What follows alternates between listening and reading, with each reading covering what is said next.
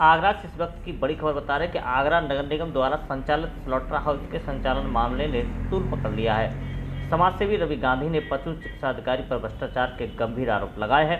रवि गांधी ने संचालन करने वाली कंपनी पुलिस वाहना और कई लोगों पर आरोप लगाया। स्लॉटर हाउस 15 फरवरी 2023 से नगर निगम द्वारा बंद रखा गया है। पशु चिकित्सा अधिकारी और संचालनकर्ता फर्म ने घोटाला किया है।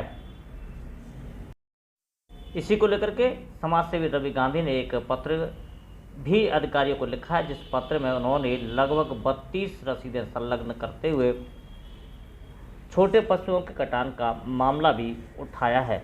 मेरे संज्ञान में आया था कि अजय यादव जो पशु चिकित्सा अधिकारी है नगर निगम आगरा, उसने 7 करोड़ रुपए का घोटाला तो की पुष्टि हो चुकी है, लेकिन ये मामला जो है 60 या 70 करोड़ से ऊपर का मामला है। 15 फरवरी 2023 से स्लॉटर हाउस बंद था कुमेरपुर वाला, लेकिन उसके बावजूद भी पशु चिकित्सा अधिकारी और सुवाना ट्रेडर्स नाम की एक फर्म है, ये दोनों की मिली भगत से स्लॉटर हाउस चालू था और उसमें पशुओं का आना जाना ये सब चालू था, कटान चालू थी। लेकिन सबसे बड़ी बात यह है कि नियमानुसार 3 महीने से पशु का कटान नहीं किया जाता था, 3 महीने से छोटे बच्चे का, लेकिन उसमें 3 महीने से छोटे पशुओं का भी कटान किया गया है। और उसमें जो सीसीटीवी कैमरे लगे हैं उससे इस बात की भी पुष्टि करना अति आवश्यक है कि उसमें कितने गाय के बच्चे थे और कितने भैंस के बच्चे थे। और जो पशु एंट्री हुई है, जिनकी पर्चियां मैंने शिकायत में संलग्न की है, वो सारा की सारा पैसा करीब 7 करोड़ रुपए के करीब बनता है, वो पशु चिकित्सा अधिकारी ने नगर निगम कोष में जगह जमा नहीं किया है। ये एक बहुत बड़ा घोटाला है और इसकी अगर निष्पक्षता से जांच हो जाए तो मैं समझता हूँ 60 से 70 करोड़ रुपए का ये घोटाला निकल के सामने आएगा। समाजसेवी रवि गांधी ने कहा कि उन्होंने महापौर हेमलता दिवाकर कुशवाहा से लेकर के शासन तक से शिकायत की है।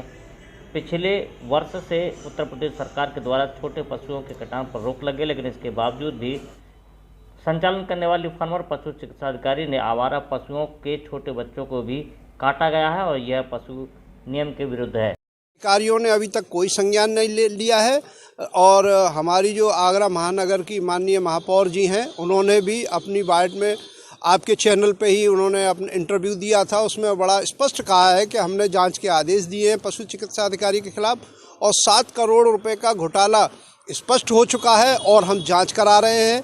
उसके जो भी तथ्य सामने आएंगे उसके बेस पर कार्रवाई की जाएगी।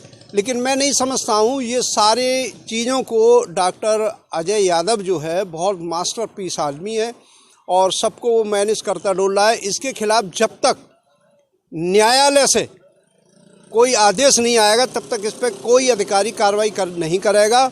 मैं आपको ये विश्वास दिलाता हूँ कि 8 फरवरी के बाद मैं इस प्रकरण को लेकर माननीय उच्च न्यायालय की शरण में जा रहा हूँ और पशुओं के साथ जो अन्याय और जो पाप किया जा रहा है पशुओं, उसकी मैं माननीय उच्च न्यायालय में रिट दाखिल करके कार्रवाई कराऊंगा और सख्त से सख्त कार्रवाई कराऊंगा।